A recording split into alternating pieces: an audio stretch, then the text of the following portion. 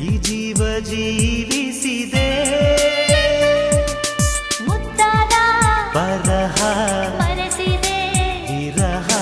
ಅಕ್ಷರಕ್ಕೆ ಯಾರು ಈ ಮಾಯಾ ಶಕ್ತಿ ತಂದರು ಒಂದೊಂದು ಪತ್ರ